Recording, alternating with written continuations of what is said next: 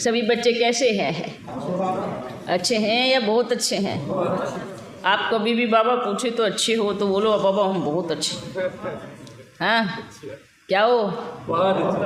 ये जो नशा उतरता है ना बारी बारी, ये बड़ा अच्छा नहीं लगता है। नशा एक ऐसी चीज़ है कि उतरना ही नहीं चाहिए। नशा एक ऐसा नशा कि ऐसा प्याला कि पी करके बस टुल्ली हुए पड़े रहो। जब भी कोई पूछे कैसे हो, अरे एकदम महाराजा है, एकदम खुश हैं, कम थोड़ी हैं, बस उदासी नहीं। उदासी क्यों? उदासी का कोई आप कोई रिश्तेदार लगती है उदासी आपकी, हैं? या पड़ोसन लगती है या मौसी लगती है या कौन लगती है?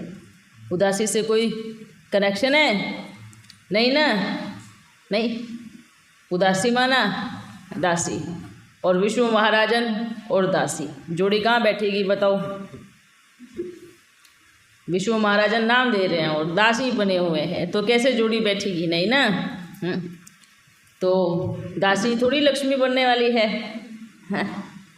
बताओ? दास थोड़ी लक्ष्मी बनने वाला है, नहीं ना। क्या बनना है? विष्णु महाराजन बनना है। तो उसके लिए मुझे खुशी गायब हो। हाँ अच्छा, स्वास्थ्य ठीक है? नहीं है तो भी हो जाएगा। निश्चय इतना होना चाहिए बाबा, ये शरीर आपका है, मेरा मन आपका है, ये तन आपका है, आपको जैसे चलाना है, आपको जैसे। इतने बेफिक्र हो जाओ, इतने बेफिक्र हो जाओ, जो बीमारी कहे ये कैसा इंसान है, इसको कोई टेंशन ही नहीं है, हैं? तो उसको टेंशन हो जाए ताकि उसको कुछ काम ही ना बने और चला जाए बीमारी। किसी भी चीज़ को भूलने से सब कुछ चीज़ें ठीक हो जाती है। मानो आपके पाँव में कांटा लगा है, ठीक है? कांटा लगा, आपका पूरा ध्यान कहाँ जाएगा? कांटे में। अब कांटे में ध्यान लगा, अचानक से किसी ने हाथ पे चाकू मार दिया तो ध्यान कहाँ जाएगा? हाथ में जाएगा। अब पूरा ध्यान हाथ में चला गया, कांटे को भूल गए। अब किसी ने तलवार मार दी थोड़ी किनारे में, तो ध्यान कहाँ चला गया? समझ में आ रहा है? क्या समझ में आ रहा है? उससे बड़ी चीज़ अगर सामने आ जाए तो ध्यान ऑटोमेटिकली छोटी चीज़ से हट जाता है। अगर बाबा हमारा सबसे बड़ा साथी हैं और परिस्थितियाँ छोटे मोटे कांटे हैं, ध्यान अगर ऊपर की तरफ हो तो नीचे से ध्यान उठ जाता है। समझ में आया?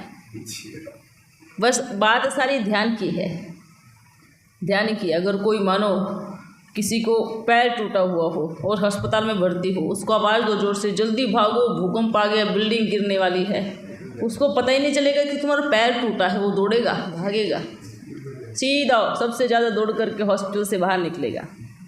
भूल गया कि मेरा पैर टूटा था, भूल गया कि मैं अपाहिज था। क्या हुआ?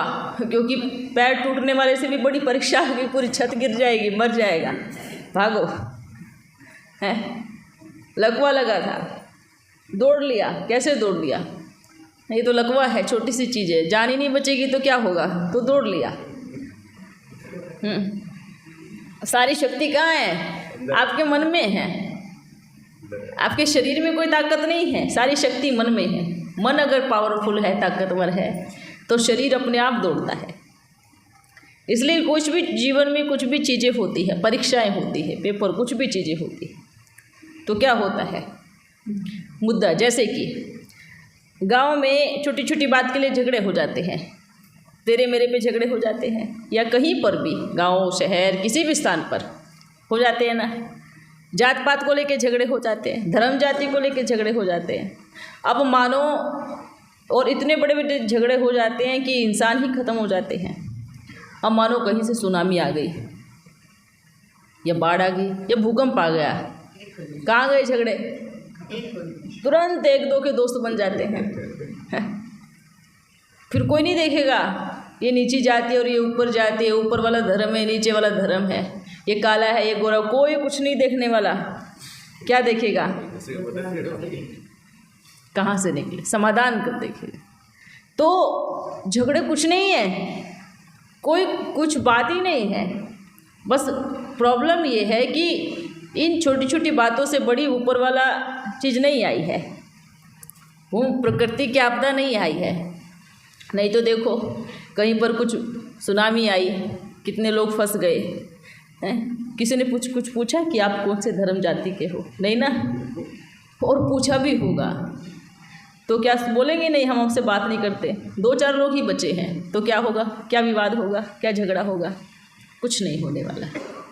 ये सारी चीज़ें कहाँ सब बनती है? यहीं पे बनती है।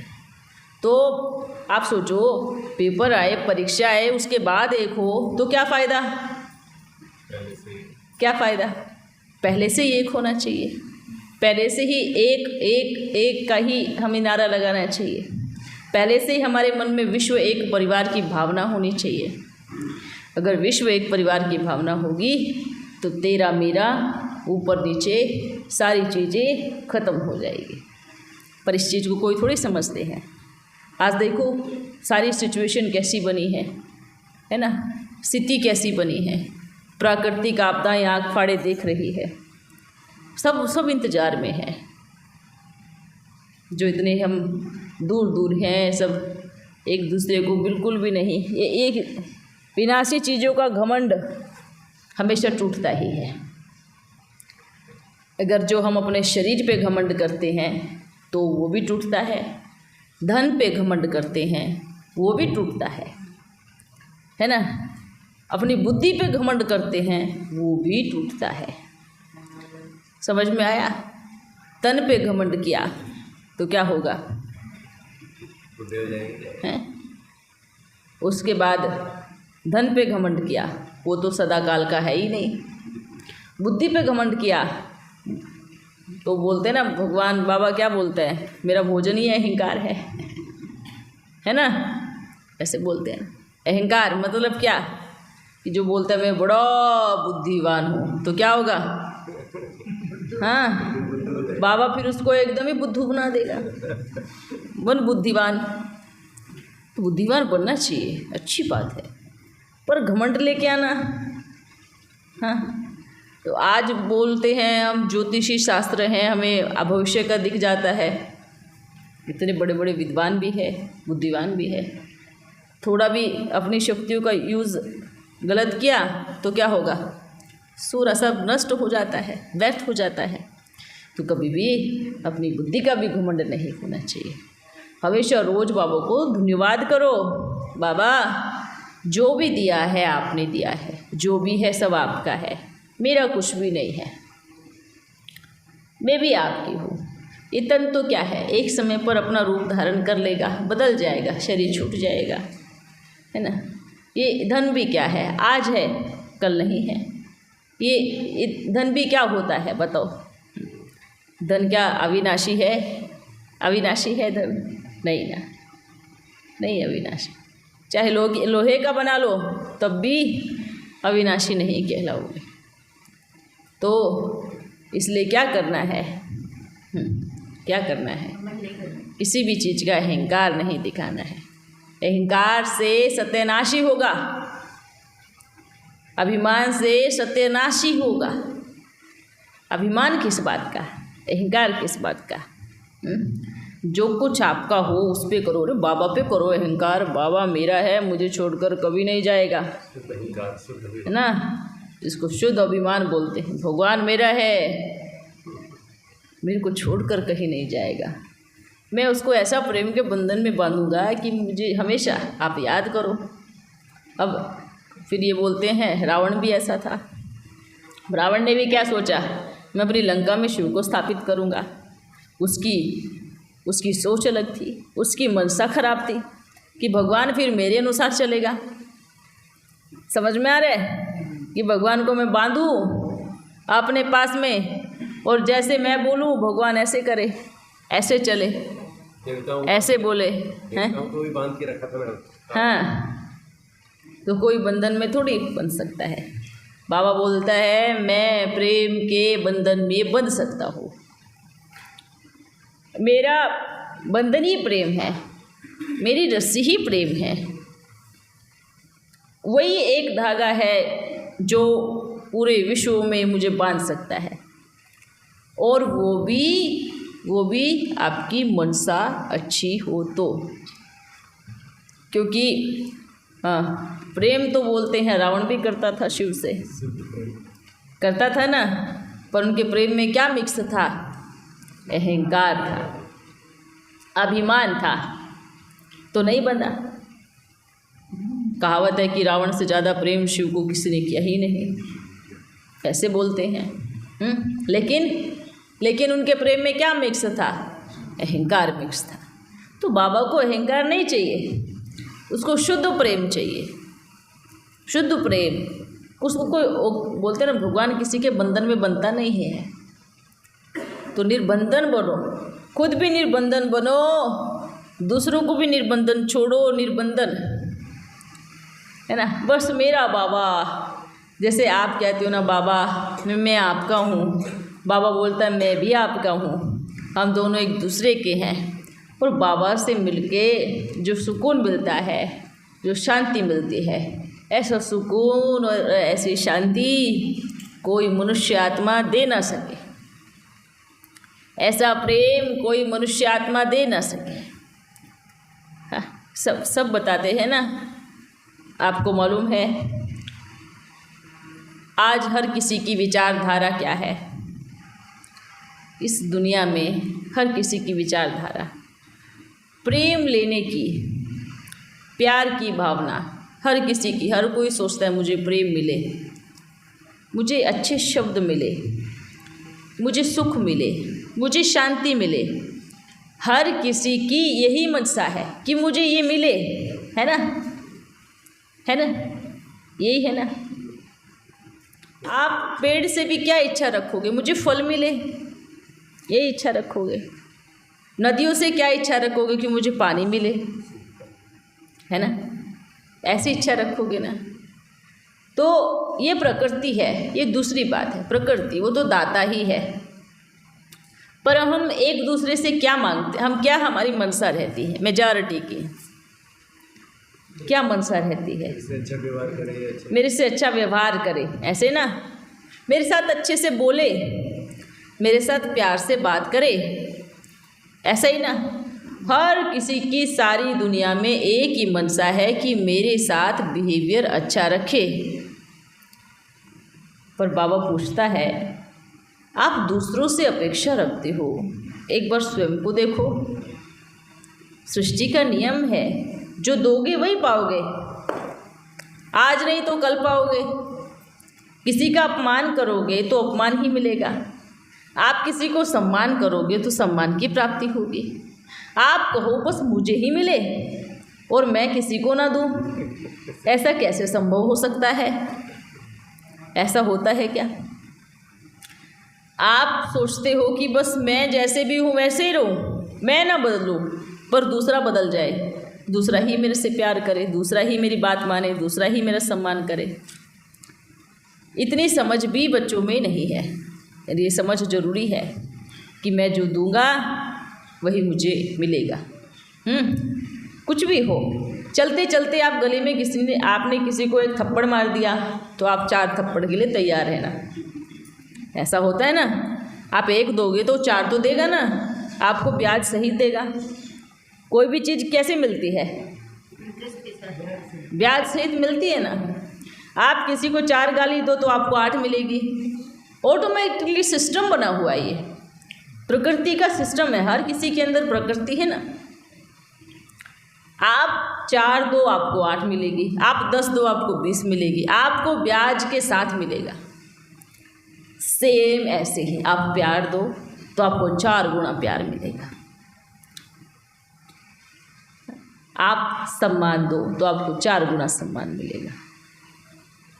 तो ये देने का लेना ही होता है। आप लेने की भावना ही छोड़ दो कि मुझे मिलेगा, आप बस देते चलो, देते चलो, देते चलो। वो आपका सेव हो रहा है, आज नहीं तो कल। नियम है ना। क्या नियम है? आज नहीं तो कल मिलेगा। जो करोगे वैसा फल मिलेगा, आज नहीं तो कल मिलेगा, और ये जरूर मिलेगा ही मिलेगा। अब आपके ऊपर डिपेंड है कि आप सबको क्या देना चाहते हैं। आप प्रेम देना चाहते हैं या अहंकार या क्रोध या जो भी अपमान जो भी देना चाहते हैं, आपके ऊपर डिपेंड है। दुकान खोलते हैं, आप किसी को सामान दोगे तो क्या मिलेगा? मिलेगा ना, तुरंत मिलता है। आपको अगर आपका सामान कोई उठा के चला जाए, आपको पैसे ना मिले तो क्या होगा? आप अंदर से अच्छी भावना निकालोगे उसके लिए महीना, और जो उठा के गया है उसको क्या मिलेगा? उसको भी फल मिलेगा। हम आज मेजॉरिटी धन को गलत तरीके से जो कमाते हैं, सोचना, सब इतने बुद्धू बन गए हैं, हम सिर्फ आने को देखते हैं, वो किस रूप से जा रहा है वो कभी नहीं देख पाते। समझ में आया आपको? अगर जो भी जहाँ भी बच्चे बैठे हैं, धन कमाने का अगर गलत तरीका है, अगर धन कमाने का गलत तरीका है, उसका परिणाम मिलेगा ही मिलेगा।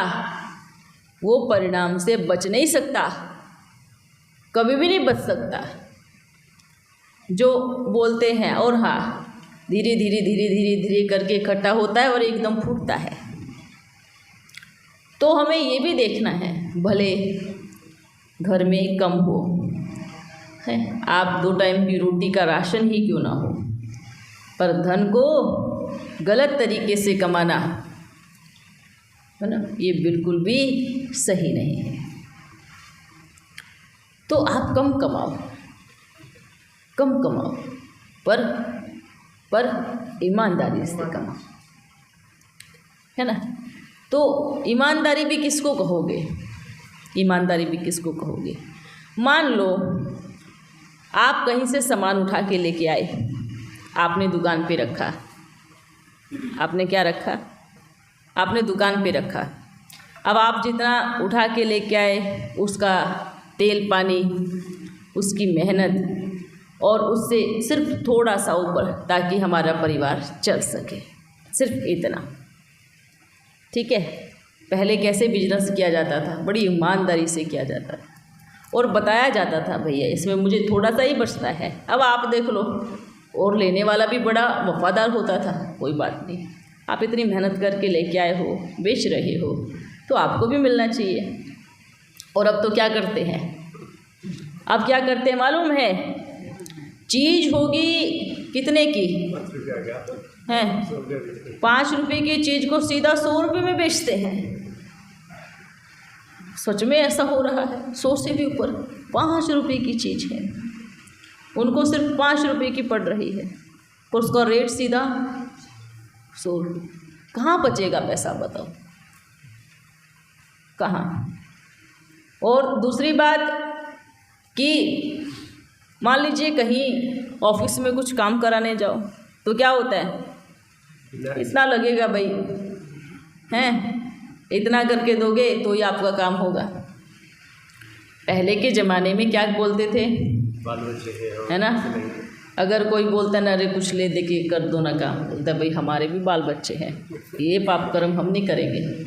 आज भी शब्द वही है, आज भी शब्द वही है। क्या बोलते हैं? हमारे भी बाल बच्चे हैं, हम कहाँ जाएंगे। शब्द वही है, दोनों, पहले भी शब्द वही था, आज भी शब्द वही है, पर दोनों शब्दों के पीछे का जो भाव है बदल गया। पहले डरते थे भाई हमारे भी बाल बच्चे हैं, कहीं हमने पाप का कमाया तो हमारे बच्चों के अंदर से ना निकले। आज बोलते हैं हमारे भी बाल बच्चे हैं, हम कहाँ जाएंगे, हमें बड़े बड़े स्कूलों में पढ़ाना है, हम अपने बच्चों के लिए कुछ करना है। शब्द वही है। कितनी सफाई से सब कुछ चल रहा है, कुछ नहीं बदला, कुछ नहीं बदला। लेकिन क्या बदला? मनसा बदल गई, धारणाएं बदल गई, विचार बदल गए, ये सब चीज़ें बदल गई।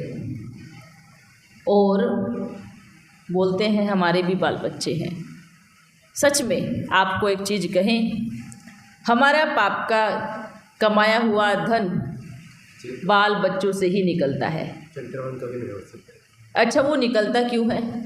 आप में से निकलेगा तो आपको थोड़ी दुख की फीलिंग कैसे होगी? आपको तो 10 सेवा करने भी वाले आ जाएंगे। पर बच्चों से जो मोह होता है, जिनके लिए कमा रहे हैं, उनको तकलीफ़ होगी, और जो कमाया है वो सब लग जाएगा और पूरी तरह से कंगाल हो जाएंगे, और हो सकता है कि बच्चे भी ना रहे, है ना। खिलाओ, ईमानदारी का खिलाओ, बनाओ, ईमानदार बनाओ। ऐसा नहीं कि बच्चा बाहर से चोरी करके आए और आप गले लगा लो, वाह मेरा बच्चा कहाँ से लेके आए। पूछा भी नहीं आपने कि बच्चा लेके कहाँ से आया है। आज बच्चे का बिगड़ने का कारण माँ बाप है। कैसे? स्कूल में बच्चा रोज़ कुछ न कुछ उठा के लेके आएगा या चोरी करके लेके आएगा।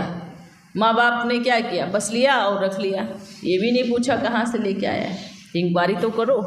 चलो, एक बार मिला, हो सकता है चलते चलते कहीं पे मिल गया हो, उसको भी आप अपने पर्सनल कार्य में यूज़ नहीं करो, उसका भी हिसाब किताब बन जाता है। उसको भी आपको कहीं पर भी, मंदिर में या कहीं पर भी, उसको दूसरे तरीके से सफल करो, ताकि उसका जो मिला हुआ धन है उसके भाग्य भी बने। उसको बिना पता उसका भाग्य बन गया, और आपका भी मन अच्छा रहा और आपका भी भाग्य बन गया कि हमें मिले कहीं से 100 रुपये मिले, कहीं से 2000 मिले, और हमने फटाफट आए और बच्चों के लिए कुछ खरीद करके खिला दिया सबको। तो उसका क्या हुआ? उसका क्या हुआ? वो जो बोझ था ना, वो बच्चे पे भी चढ़ गया, आप पे भी चढ़ गया, और उसी को ही आप कहीं भी किसी भी स्थान पर, है ना, या किसी को भी भाई प्रॉब्लम है या बीमारी में, या किसी को भोजन करा दिया, या कुछ भी ऐसी चीज़ में उसको यूज़ किया, तो क्या हुआ? आपका पास भी पुण्य जमा हुआ, और जिसका बेचारे का गुम हुआ था उसके पास भी पुण्य जमा हो गया। दोनों तरफ पुण्य जमा हुआ। आप इनसे, ये छोटी छोटी चीज़ें हैं, पर ये छोटी छोटी चीज़ें ही हमारा जीवन को बदल देती है। ये छोटी छोटी चीज़ें ही हमारी ज़िंदगी को परिवर्तन कर देती है, और ये छोटी छोटी चीज़ें ही आपके बच्चों को, आप बिना कुछ किए, बिना हॉस्टल में भेजे, बिना गुरुकुल में भेजे, आप अपने बच्चे को देवता बना सकते हैं। उनको सिखाओ, उनको समझाओ। जो गलत है वो, अगर मान लीजिए आप बच्चों के सामने ही घर में ऐसे करेंगे, आपके बच्चे हैं, बच्चों के सामने मारा मारी झगड़े युद्ध करेंगे, और आप उम्मीद रखते हो हमारा बच्चा हमसे रिस्पेक्ट से बात करे, हमारा बच्चा हमारा सम्मान करे। हम क्या कर रहे हैं? इतने छोटे बच्चे को हम उम्मीदों से घेर रहे हैं, बांध रहे हैं, हाँ, और हम उसके साथ क्या कर रहे हैं? क्या हम उस बच्चे का सम्मान कर रहे हैं? आपके घर में नया मेहमान आया है, शुरुआत हुई है, उसकी ज़िंदगी का छोटा सा पौधा है, अगर उसके चारों तरफ हम ऐसे मंडराएंगे शेर मुआफिक धाड़ते हुए, तो वो बच्चा भी कैसे, संगत का रंगत लग ही जाता है। फिर वो भी क्या करेगा? वो भी आपके साथ ऐसे करेगा। हो जाओ थोड़े, बच्चे को बड़े होने दो। और हम सोचते हैं हमारा बच्चा हमें आंख दिखाए, या हमारा बच्चा हमें ऐसे बोलता है, हमारा बच्चा ये करता है। अरे बुद्धुओ, हम क्या कर रहे हैं? शुरू से हम क्या कर रहे हैं? गलती बच्चे की है ही नहीं, बिल्कुल बच्चे की गलती नहीं हो सकती। किसकी गलती है? माँ बाप की गलती है। देखो तो बदलो, आप संगत का रंग जानते हो ना। बच्चों को बच्चा बड़ा एक इनोसेंट होता है। कैसा इनोसेंट बच्चा होता है? बच्चा कॉपी जल्दी मारता है। आप उसके सामने ऐसे ऐसे चलो, वो आपके ऐसे नकल को उगार के ऐसे ही चलेगा। आप बूढ़े मुआफिक चलो, वो भी ऐसे ही चलेगा। हाँ, आप उसके पास में जीभ निकाल दो, बच्चे को जीभ निकाल के बात करो, तो वो भी क्या करेगा? जीभ निकालेगा।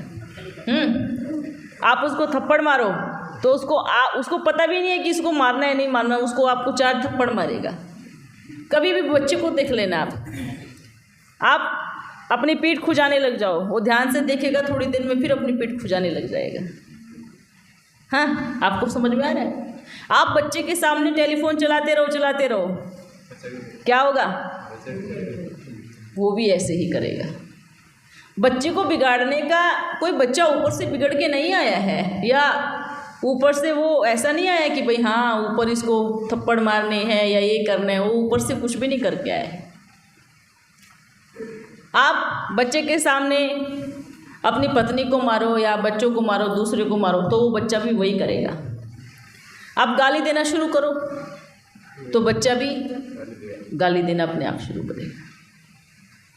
अगर हम बोलते हैं हमारा बच्चा ऐसे करता है, तो बच्चे की गलती नहीं है, बच्चे पे दोषारोपण नहीं करना है। बच्चा कहाँ से गलत है बताओ तो, कहाँ से? हम तो अपने आप को इतने महान बोलते हैं और हम बच्चे पे दोष रखते हैं। दुनिया में किसी के भी बच्चे हो, किसी के भी बच्चे हो, देखो माँ बाप अगर बच्चों के सामने ही गलत करेंगे, कुछ भी करो, आप गलत कर लो, आप बच्चों के सामने काम विकार में जाओ, देखो बच्चा क्या सीखेगा, वही सीखेगा। आप बच्चों के सामने एक दूसरे को मारो पीटो या चोरी करो बच्चों के सामने, वो वही सीखेगा। बच्चा सिर्फ आपकी कॉपी कर रहा है। अगर बच्चे को हम चोर बनाते हैं, विकारी बनाते हैं, या क्रोधी बनाते हैं, या कामी बनाते हैं, तो ये दोष सिर्फ माँ बाप का ही है। भले बोलते हैं संस्कार होते हैं पिछले जन्म के, आत्मा के ओरिजिनल संस्कार, पर वास्तविकता क्या है? अगर पिछले जन्म के कितने भी बुरे संस्कार हो, वर्तमान में उसको पालना अच्छी मिल गई, तो वर्तमान के संस्कार पिछले जन्म के संस्कार पे भारी पड़ जाएंगे। और चाहे बच्चे ने पिछले जन्म में कितना भी पुण्य किया हो, वो घर में आ गया ऐसे जिसमें रोज उल्टे सीधे काम हो रहे हैं, तो क्या होगा? धीरे धीरे बच्चे के ऊपर इतना प्रभाव पड़ जाएगा कि बच्चा ऑटोमेटिकली ढल जाएगा। ये बात अलग है कि कोई बहुत बड़ी हस्ती या बहुत बड़ी महान आत्मा उस घर में आई हो, तो उसको परमात्मा ही बचाएगा, उसको प्यारा बाबा ही बचाएगा, उनके संस्कारों से, उनके बाबा अपने आप उसको वहाँ जल्दी रहने नहीं देगा, ज़्यादा समय वहाँ उनके बीच में नहीं रहने देगा। ये बाबा का नियम है। मालूम क्या है? अगर कोई बहुत पुण्य आत्मा ऐसे घर में आ भी गई, तो वो माँ और बाप की पालना में ज़्यादा समय नहीं पलने वाली, चाहे वो बच्ची हो चाहे वो बच्चा हो। बाबा क्या करेगा? उसको धीरे से उसको अपने आप बाहर खींच लेगा, अपने आप बाहर निकाल देगा, क्योंकि बाबा को पता है ज़्यादा समय ये इनके बीच में रहे तो क्या होगा, ये भी वही, उनका भी वही रूप हो जाएगा। और ये भी उन बच्चों के लिए जो बहुत पुण्य आत्माएं हो, पुण्य कर्म करके आई हो, और हाँ जो पुण्य कर्म करके आई हो और आगे परिवार भी बहुत अच्छा मिला हो, तो उसको कहेंगे सोने पे सुहागा। वो बनता है सोने पे सुहागा। समझ में आए?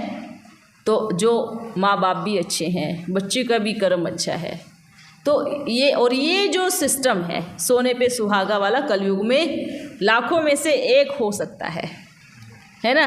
इतना जल्दी ऐसे परिवार मिलता नहीं है। तो क्या करना है? हाँ, क्या करना है?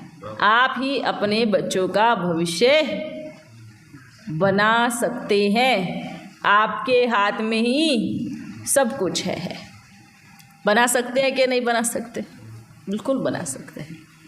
तो ये मत कहो हमारा बच्चा ऐसा है, कि ये कहो कि हम ऐसे हैं, तो हम ठीक होंगे तभी हमारे आसपास में। आप सोचना,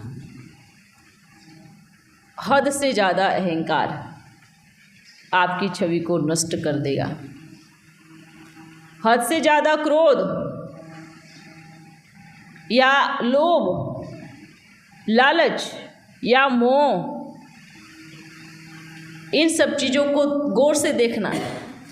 क्या ये आपके अपनों के सामने आपको सम्मान दिलाएंगे? ये विकार दिलाएंगे क्या? दिलाते हैं। अगर आपकी इज्जत होती है या आप बोल रहे हो या कुछ भी ऐसी चीज़ हो रही है, ये विकार आपको अगर कभी भी सम्मान नहीं दिला सकते। अगर आप जो कोई अच्छा व्यक्ति होगा ना, क्या कहेंगे? उनको कुछ बताएगा भी नहीं, क्योंकि मालूम है ना कि भाई इनको बता दिया कि भाई हाँ आप ऐसे हैं तो और उग्र हो जाएंगे और झगड़े पे उतर आएंगे या और कुछ ऐसे करेंगे, इस तरीके से करेंगे।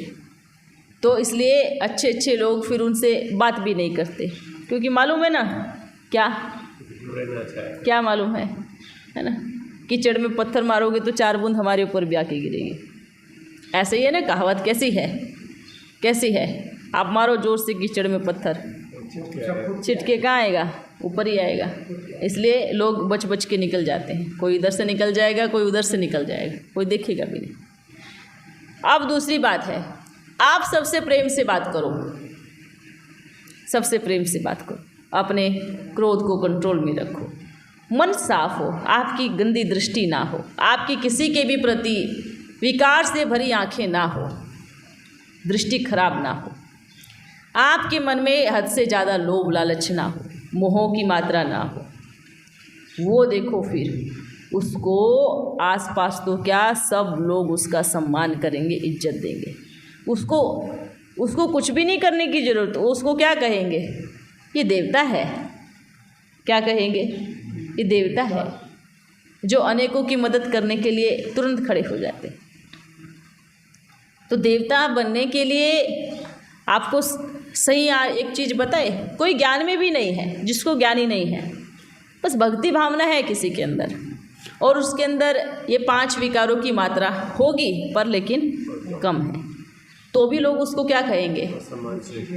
सम्मान से देखेंगे, उसको भी देवता कहेंगे, उसको भी महान आत्मा ही कहेंगे।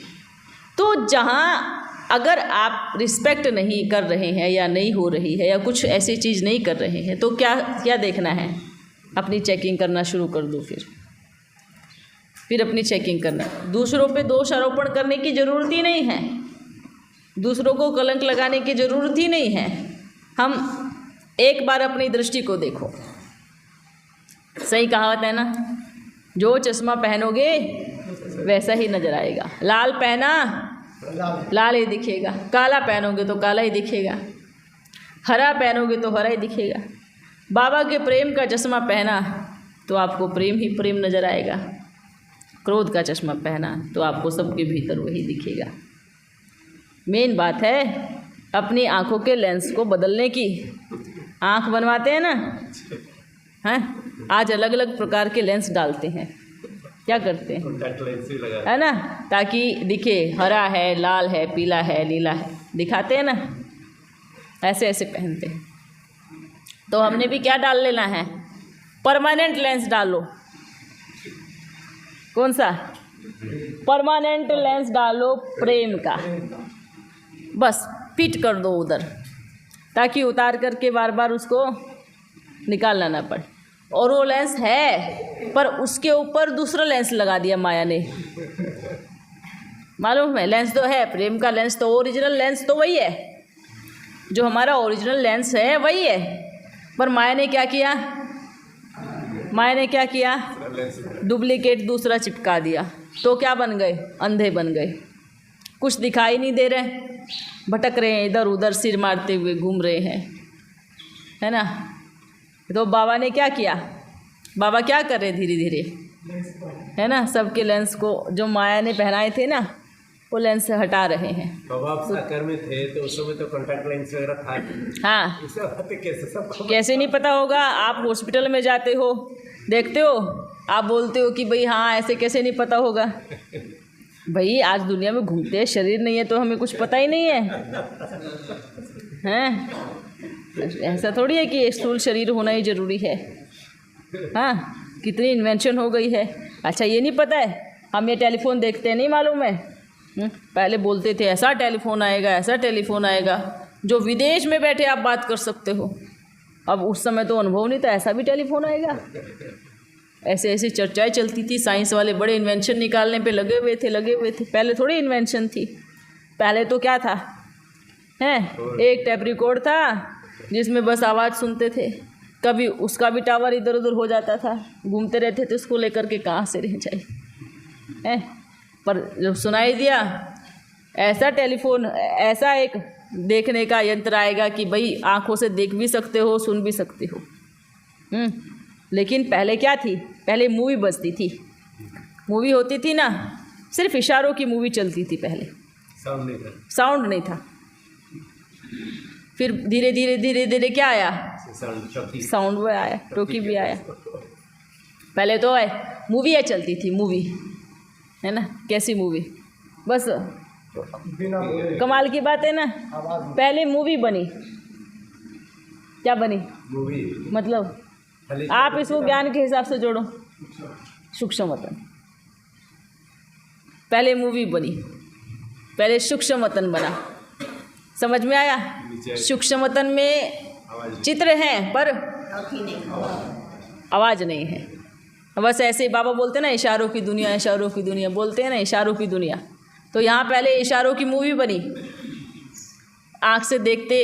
अच्छा, आप किसी को अच्छे से देखो, प्यार से देखो, तो आपको समझ में आएगा कि प्यार से देख रहे हैं। फिर थोड़ा सा ऐसे देखो तो भी आपको समझ में आएगा। देखने का नज़रिया कितना जल्दी पकड़ लेते हैं ना कि मेरे को गुस्से से देख रहा है, क्रोध से देख रहा है, या प्यार से देख रहा है, या लोभ से देख रहा है, या लालच से देख रहा है। देखो मूवी में कितनी सारी चीज़ें समझ में आती। अब फिर आई टोकी, कितना शोरगुल आया है ना। सृष्टि क्या है, आवाज़ की दुनिया, शोरगुल आया है ना। ये पहले यहीं पर बनी है, जैसे ऊपर बनी, ऊपर से फिर सूक्ष्मतम बना, फिर यहाँ पे भी कॉपी किया है। पहले मूवी बनी, उसके बाद टोकी आई। पहले तो आवाज़ ही आती थी सिर्फ, है ना, गाने चलते थे, आवाज़ आ रही है, बस सुना है। उसके बाद फिर दिखने के लिए मूवी आई, फिर टोकी आई। अब टोकी के बाद कुछ आने वाला नहीं है, कुछ और आने वाला है क्या? हाँ, सब बंद होगा। टोकी के ऊपर कुछ है ही नहीं, मतलब ऊपर से नीचे तक आओ, इस दुनिया के नीचे थोड़ी कुछ होगा। अगर होगा भी तो क्या होगा, सन्नाटा है, साइलेंट है। ऊपर, सबसे ऊपर भी सन्नाटा है और नीचे भी सन्नाटा ही है। हाँ, नीचे भी साइलेंट ही है और परम धाम में भी क्या है, साइलेंट ही है, दोनों जगह साइलेंट। ठीक है, तो अभी इसके बाद होरगुल के बाद में क्या होगा, सन्नाटा, साइलेंट। दिखाते ना शास्त्रों में कि जब प्रलय आई तो कहीं कहीं दिए बचे, कहीं कहीं दिए बचे। हाँ, मतलब इसका मतलब क्या है, जब विनाश की प्रलय आएगी तो कोई कोई कहीं कहीं, कोई पेड़ पे लटका होगा, कोई खम्भे पे लटका होगा, या कोई लटका ही नहीं होगा बेचारा, कहीं कहाँ घुसा होगा, कोई कहाँ बचेगा, कोई पहाड़ों पे बैठा होगा, कोई ठंड में काँप रहा होगा। धीरे से जब विनाश की ज्वाला सबको लेके आएगी, फिर धीरे धीरे उतरेंगे, चलेंगे, घूमेंगे, सब करेंगे, है ना। ये चीज़ होगी। इसलिए देवताओं को क्या क्यों बोलते हैं, आदिवासी क्यों बोलते देवताओं को, अभी देख लेना, प्रैक्टिकल देखना है ना। बोलते हैं आदि मानव थे देवताएं, क्या बोलते हैं, आदि मानव। सही तो है, कुछ गलत नहीं है। अब विनाश होगा तो अब क्या होगा, अचानक से तो आपके पास पेड़ नहीं उगने वाले कि आपको वो मिलेगा। कुछ कुछ चीज़ों की ढूंढोगे, इन्वेंशन करोगे, फिर सब कुछ एक खड़ा होगा। धीरे धीरे वहाँ तक भी पहुँचोगे जहाँ तक आपको जाना है, जिस स्वर्ग में बैठना है। ऐसे ही तो पहुँचोगे ना, घूमते लुढ़कते, नदी में बैठते, नाव में बैठते, या कहीं जंगलों में भटकते, ऐसे ही तो जाओगे ना। तो क्या हुए, आदि मानव। देवताएं 2 बार आदि मानव बनते हैं, समझ में आया? द्वापर से पहले शुरू में। सतयुग अभी आने वाला है इससे पहले, और जब द्वापर सतयुग चला जाएगा विनाश होगा। तब आदि मानव बनते हैं। पर मेन बात आदि मानव यहाँ की ही कहानी है, संगम युग की ही कहानी है, आदि मानव की कहानी। समझ में आया? द्वापर में तो थोड़ा परिवर्तन हो जाएगा, बदल जाएगा, कुछ हो जाएगा। वहाँ पे ज़्यादा मेजॉरिटी नष्ट नहीं होगा, मतलब शरीर खत्म नहीं होंगे, प्रकृति बदलेगी, चेंज होगी, परिवर्तन होगा, पर संख्या ज़्यादा नहीं जाएगी। वहाँ पे संख्या बहुत ज़्यादा ऊपर से आएगी, वहाँ से आने का समय होगा। समझ में? ज़्यादा संख्या नष्ट होने का समय अभी है। द्वापर युग में संख्या नष्ट होने का समय नहीं था। द्वापर युग में बस परिवर्तन होगा, बहुत कम लोग ही जाएंगे शरीर छोड़ के, बहुत कम लोग जाएंगे, पर भर भर के ऊपर से आएंगे। द्वापर युग में जाने का समय नहीं आता है, परिवर्तन हो जाता है, पर इस समय खाली होने का समय है। क्या है? ये खाली होने का समय है। तो आदि मानव की कहानी यहाँ से शुरू होती है, यहाँ से संगम युग पे ही आदि मानव की कहानियाँ हैं। देवताएं आदि मानव थे, वो यहीं की कहानियाँ हैं। जो इस महाप्रलय में मुट्ठी भर बीज बचेगा वही आदि मानव कहलाएगा, उसी को आदि मानव बोलते हैं। ठीक है? अच्छा बच्चों, आप बच्चे सदा खुश रहो, हंसते रहो, बाप की आशीर्वाद है, और हम तो साथ साथ हैं ही, है ना? ना आप बिछड़े थे ना बिछड़ेंगे, आदि में भी साथ में, अब घूम फिर के अंत में भी आ गए, और फिर सतयुग में भी हम चलेंगे। तो ये खुशी हर किसी को होनी चाहिए जिनको बाप के ऊपर पक्का निश्चय है, जिनको बाप से अति प्रेम है, जिनको बाप के कार्य पे पक्का दृढ़ निश्चय है। उस हर एक बच्चे को खुशी होनी चाहिए कि मैं आदि में भी बाप के साथ था, अंत में भी बाप के साथ हूँ, और अंतिम के अंत में भी बाप के साथ रहूँगा, और सतयुग के आदि से अंत तक भी मैं साथ रहूँगा। ये नशा कभी भी बच्चों को उतरना नहीं चाहिए। किन बच्चों को? जो पक्के निश्चय बुद्धि है, जो पक्के निश्चय बुद्धि है, जो पक्के परवाने हैं, दीवाने हैं, जो हर घड़ी नशे में रहते हैं, उन बच्चों को। नंबर 7 था। हाँ, आदि में भी 7 था, मध्य में भी 7 है, अभी भी 7, अभी भी 7 है। देखा, लकी नंबर आपके लिए, लकी नंबर है। 7 7 7 7 ही चलना है। तो बाप तो साथ छोड़ेगा नहीं। देखो, ये बाप की गारंटी, हम गारंटी। बाबा बोलता है आप सतयुग में सुखी रहोगे ना, तो कोई प्रॉब्लम नहीं है, जब मुसीबत आए तो मुझे बताना, है ना? ऐसे है ना? तो आप अपना जीवन जियो, हम अपनी गारंटी है, साथ छोड़ेंगे नहीं। जब साथ उठे थे, चले थे, मध्यम आया साथ चले, अंतिम समय आ गया साथ रहे, सतयुग में भी साथ रहेंगे। तो ये बाप तो अपनी तरफ से गारंटी कर रहे हैं। समझ में आ रहा है? ये हमारी तरफ से गारंटी है, हम कभी साथ नहीं छोड़ेंगे। हाँ हाँ, बजे ताली बजाओ, पर अपने लिए भी सोच के ताली बजाना कि है हमारा वचन है कि हम साथ कभी नहीं छोड़ेंगे। ठीक है? हाँ बाबा, हम कभी आपको नहीं छोड़ेंगे, नहीं छोड़ेंगे, नहीं छोड़ेंगे। कैसे नहीं छोड़ोगे? कौन से वाला नहीं छोड़ोगे? ये बोलते बाबा हम आपको कभी नहीं छोड़ेंगे। कैसे छोड़ोगे? नहीं बताओ,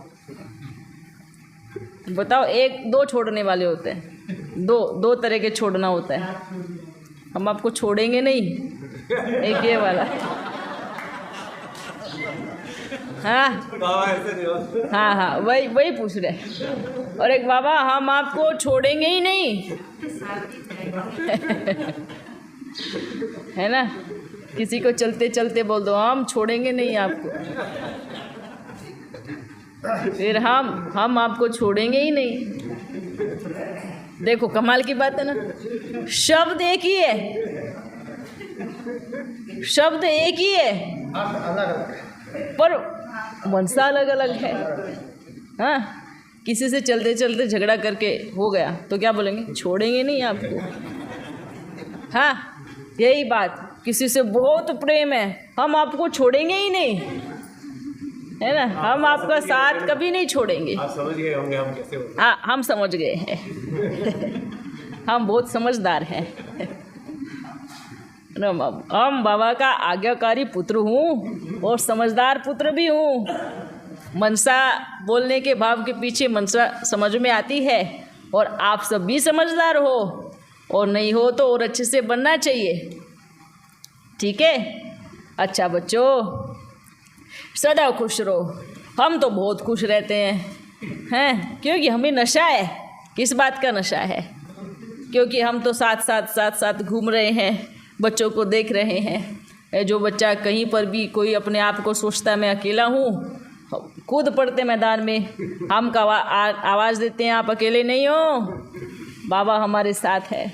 भले कोई ज्ञानी है, अभी तक पहुँचा नहीं है, या रास्ते में है, या पहुँचने वाला है, ठीक है, या पहुँच चुका है।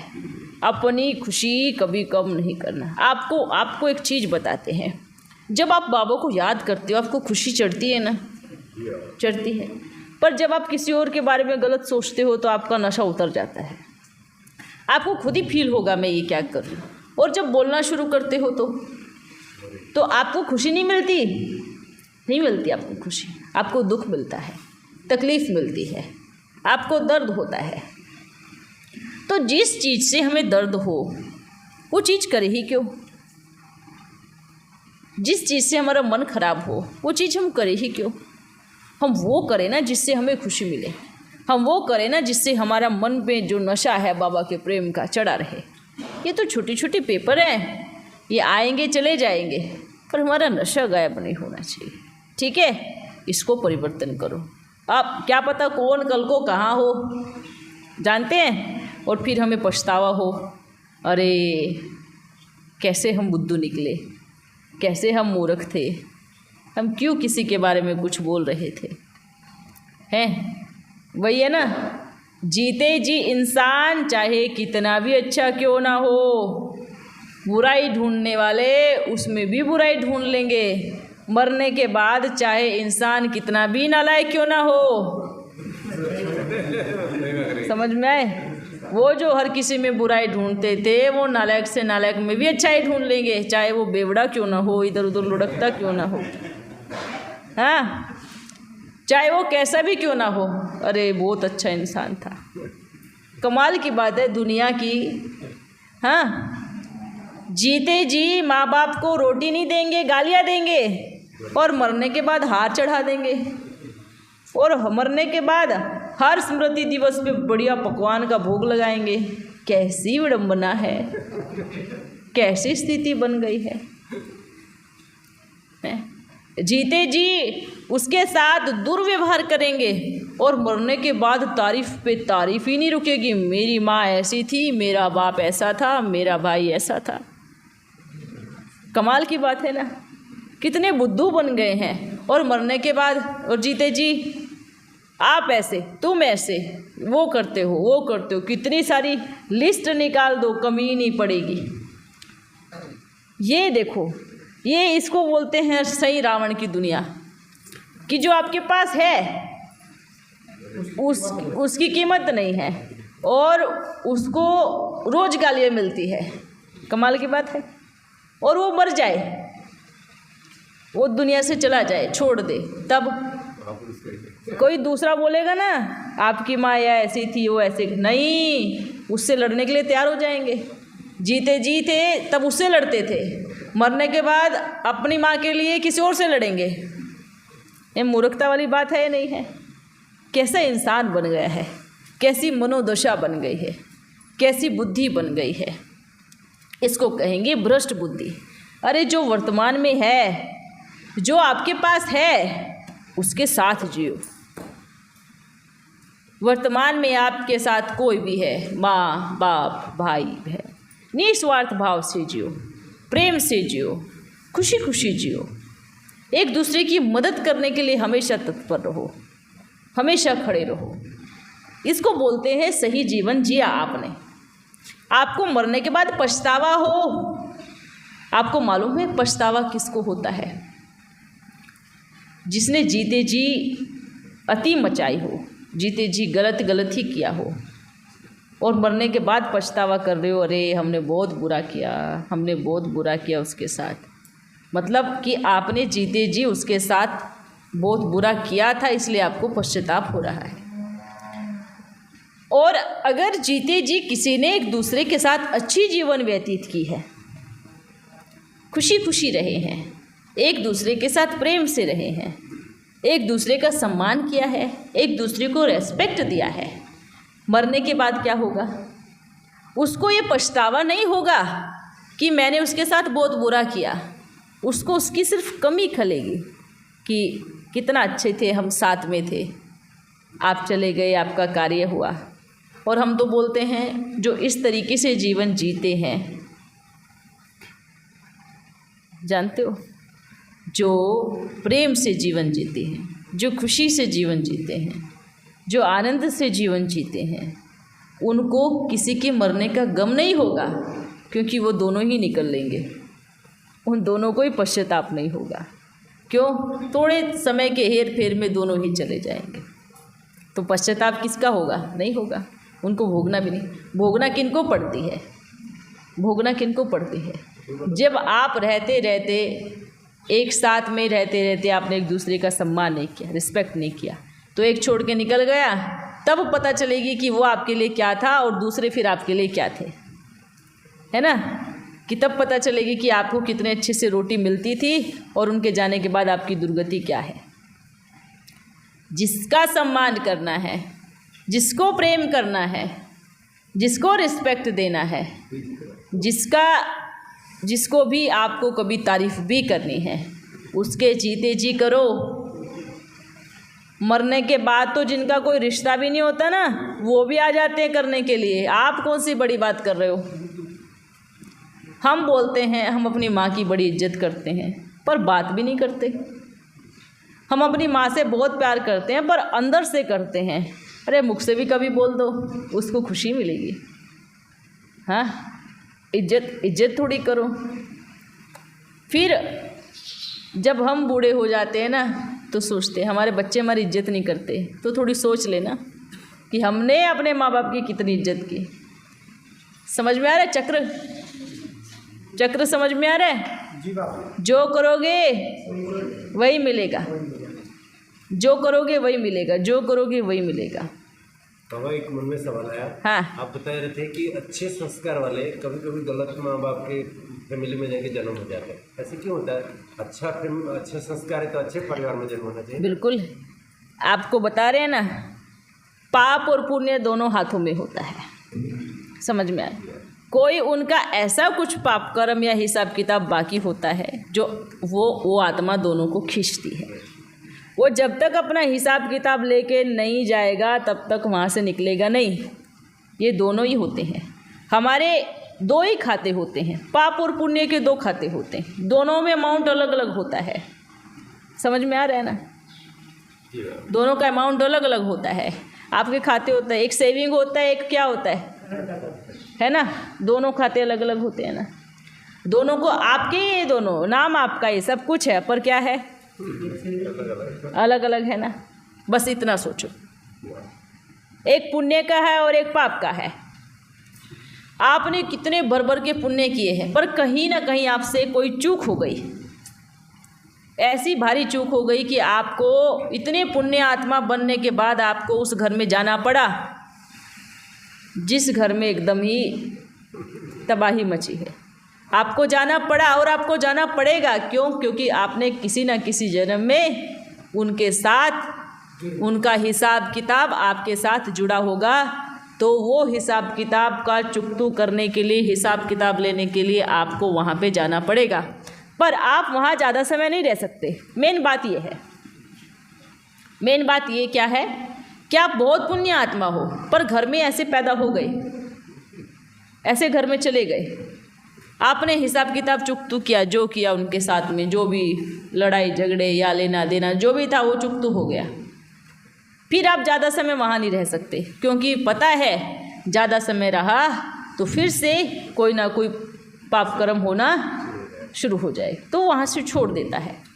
फिर वो कहीं पर भी, अब चाहे ऐसा नहीं होता है कि सिर्फ ज्ञान वाला ही ऐसे करता है, नहीं, ये अज्ञानी भी होगा, किसी गुरु के सत्संग में चले जाएगा, या वो घर से ही निकल जाएगा, या वो किनारा ही कर लेगा सारी दुनिया से, वो कहीं जा कर के बैठ जाएगा, या अपने तरीके से अपनी जीवन व्यतीत करने लगेगा। हिसाब किताब चुकत हुआ, काम खत्म हुआ और चल दिए। ऐसे ही अभी सृष्टि पे मेजॉरिटी आत्माओं का हिसाब किताब चुकतू हो रहा है। लास्ट जन्म है ना, हाहाकार तो मचने वाली है, बनेगा नहीं पर क्या हो रहा है, ख़त्म हो रहा है। और बनेगा तो फिर उनका भी चुकतू होगा, जिन्होंने बनाया है फिर उनका भी चुकतू होगा। ये तो सर्कल है, सर्कल है। अगर आपने बना लिया है तो यही चुकतू करना ही पड़ेगा। ये तुरंत तुरंत मिलने वाला है, तुरंत तुरंत जो भी करोगे तो दिमाग में आएगा कि हाँ ये सब चीज़ें चुकतू यही होने वाली। समझ में आया ना? ठीक है, अच्छा, इसलिए ध्यान रखो अपने कर्मों पर। समझ में आया? ध्यान क्यों रखते हैं? कभी कभी हम सोचते हैं इतने बड़े बड़े पापी लोग इस दुनिया में रहते हैं, उनको कुछ होता ही नहीं, हम छोटे मोटे पापी हैं, हमें इतना बड़ा मिल जाता है। पता, एक ये विचार चलता है। इसका अर्थ क्या है मालूम क्या है? कि वो रावण के वंशज है और आप देवताई कुल के हो, तो आप छोटा छोटा भी करोगे ना तो पड़ेगी ही पड़ेगी, आपको पड़ेगी, पड़ती ही रहेगी। क्यों? क्योंकि आपको देवताई कुल में जाना है, इसलिए अच्छी बात है वो पढ़ रही है, बहुत अच्छी बात है ना? क्योंकि जो बड़े बड़े करते हैं ना तो फिर उनको बहुत बड़ा मिलता है और उनको एक ही बार मिलता है धम से, फिर चकनाचूर, वो कभी उठ भी नहीं पाएंगे। इसलिए अगर हम में ऐसा छोटा हथौड़ा लग रहे हैं ना तो खुशी मनाओ, हम देव कुल की आत्माएं हैं, इसलिए बाबा कोई इकट्ठा नहीं कर रहे, सब अभी फूट रहे, सब खाली हो रहा है, सब खाली हो रहा है, क्योंकि मैं देव कुल की आत्मा हूँ, है ना? तो अभी मेरे को चुकतू करना है, अभी मेरे को चुकतू करना। पर ऐसा भी नहीं कि हम बनाते जाए। मानो मुझे पता है अभी ये कि ये गलत है, फिर भी हम कूद रहे हैं, तो फिर वो आप बना रहे हो। अगर आपको पता है कि ये गलत है तो मत करो, कैंसिल, बिल्कुल टल जाओ, कितना हो सके टल सकते हो टलो, वहाँ से किनारा करो। ठीक है? अच्छा, सभी बच्चों को मीठा मीठा याद प्यार। अब आपको भी बहुत हम साथ हैं, हम साथ थे, हम साथ रहेंगे। ठीक है? ये पक्के वाला वायदा। हाँ, सदा खुश रहो बच्चों। तुम्हारा भी वायदा है बाबा, कुछ भी हो जाए हाँ, आपका साथ नहीं छोड़ेंगे नहीं। अगर किसी ने कुछ बोल दिया तो तब नहीं छोड़ेंगे। देख लो। मालूम क्या है, बच्चों ने साथ छोड़ा तो बाप को थोड़ा तो लगेगा ना, बच्चों ने साथ छोड़ा, लेकिन नुकसान किसका होगा? बच्चों का होगा। मानो एग्जाम्पल, बाप विष्णु महाराजन है या बहुत बड़ा राजा है और बच्चा क्रोध होकर के या किसी बात से नाराज होकर के, किसी भी बात से नाराज होकर के राजमहल को छोड़ के चला गया, तो उसकी दुर्दशा क्या होगी? सोच के देखो। एक विष्णु महाराजन का बेटा अपने बाप की या अपने भाइयों की या अपने राज्य की किसी बात से नाराज होकर चला गया, कोई बात उसको पसंद नहीं आई, वो निकल गया, तो निकलने के बाद उसकी दुर्दशा क्या होगी? क्या होगी? हाँ, सोच के देख। फिर थोड़े दिन में क्या करेगा? जब मिलेगा कि खाना पीना मिल ही नहीं रहा है, कहाँ जाएंगे, कहाँ रहेंगे, क्या होगा? तो क्या होगा? धीरे धीरे अपने आप घूम फिर के आएगा। फिर वो तो बाप है ना। है ना? तो ये सब चीज़ों पे थोड़ा ध्यान रखना कि हमें सिर्फ ये सोचना है इस राज्य में हर एक आत्मा का अपना अपना रोल है। मुझे अपना रोल बेस्ट करना है, मुझे वफादार बनना है, मुझे आज्ञाकारी बनना है, मुझे फरमान बरदार रहना है, मुझे नंबर 1 रोल प्ले करना है, मुझे करना है। हर कोई अगर ये सोचेगा मुझे अपना रोल प्ले करना है, मुझे ठीक रहना है, तो राज्य में गड़बड़ होने की बात ही नहीं है, कुछ गलत होने की बात ही नहीं है। अपना अपना रोल। जब हम वाणी से गलत चीज़ें करने की शुरू कर देते हैं, मनसा खराब करना शुरू कर देते हैं, गलत तो तब होना शुरू हो जाता है। ठीक है, अच्छा बच्चों, फिर मिलते हैं। जीवन मुक्त का मतलब क्या है? जीवन मुक्त का मतलब क्या है? जीवन में रहते भी सब बंधनों से, हाँ, जीवन मुक्त मतलब आपके पास ये श्वास है, शरीर है, जीवन है, पर किसी के अधीन नहीं है, हर किसी से मुक्त है, निर्बंधन है, खुश है, आज़ाद है, उड़ने वाला है, किसी भी बेड़ी से नहीं बंधा है, मोह की, धन की, दोस्त की, किसी भी बेड़ी से नहीं बंध सकता। जीवन मुक्त स्थिति वाला है ना। जीवन मुक्ति जो स्थिति होती है वो बहुत अच्छी स्टेज होती है। जीवन बंध, अब देखना, जीवन मुक्त और जीवन बंध, ये जन्म मेजॉरिटी का क्या है? जीवन बंध मतलब बंधन में है। कोई माँ के बंधन में बंधा, कोई पिता के में, कोई धन के बंधन में बंधा, कोई गुरु के बंधन में बंधा, कोई किसी के बंधन में बंधा, कोई अपने ही शरीर के बंधन से चिपका हुआ है, कोई बीमारियों के बंधन से चिपका हुआ है, कोई ना कोई, हर किसी ना किसी के बंधन से चिपका हुआ ही है। तो ये क्या है? जीवन बंध स्थिति, बंधन है ना। देखो, कोशिश करो, कहीं ना कहीं सूक्ष्म रूप में भी ब्राह्मण बच्चों का भी कहीं ना कहीं बंधन बंधा ही होगा। और दुनिया तो सारी बंधी हुई है, इतनी सारी रस्सियाँ बंधी हुई है, हम सीन को देख रहे हैं। इंसान ऐसे बंधा है, हजारों रस्सियाँ इधर, हजारों इधर, पैरों में इधर, ऐसे पूरा बंधा हुआ है। कोई उधर खींच रहे, कोई उधर खींच रहे, कोई किधर खींच रहे, कोई किधर खींच रहे, कोई किधर खींच रहे, किसी की गले में रस्सी बंधी है, रस्सी ऊपर खींच रहे। एक ऐसे व्यक्ति को जकड़ा हुआ देखना और एक सुंदर फोटो बनाना, देवताई फोटो, ये 2 फोटो बना के देखना, उसके नीचे लिखना जीवन मुक्त, जो देवताई ड्रेस में एकदम निर्बंधन है, और एक के लिए लिखना जीवन मुक्त, जीवन मुक्त स्थिति वाला कितना सुंदर ड्रेस में है, अच्छे है, और जो लड़ रहे हैं, जो बंधे हुए हैं रस्सियों से, अलग अलग रस्सियों से बंधे हुए हैं। हाँ, एक पेपर में पहले बनाते हैं, पेपर में बना के हमें दिखाओ, तो उसके नीचे लिखो जीवन बंध और जीवन मुक्त की स्थिति। ये बताना आसान होगा, सबको सहज होगा, क्या स्थिति है, क्या है ना। आज की दुनिया की स्थिति कहाँ है? कोई कहाँ बना है? कोई अपनी गाड़ी के बंधन में बंधा है। सोच के देखो, है ना। मेरी गाड़ी को कहीं कुछ लग ना जाए, ये भी बंधन है। हाँ, कि मेरे घर में कुछ चोट ना लग जाए, ये भी बंधन है। ये सब बंधन है। सरकार के नियम कानून भी, किसी को कपड़ों में बंधन है, हर तरह से बंधन है। किसी को माँ बाप, सब ने किसी न किसी रूप से बंधा हुआ है। जो मन है, मन की दशा है, हर किसी न किसी से चारों तरफ इंसान बंधा हुआ है।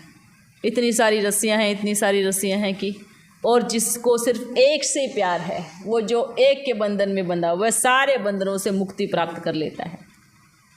जो सिर्फ एक के ही प्रेम के बंधन में बंध जाता है, वो अनेकों बंधनों से मुक्ति प्राप्त कर लेता है। तो क्या करना है? क्या करना है?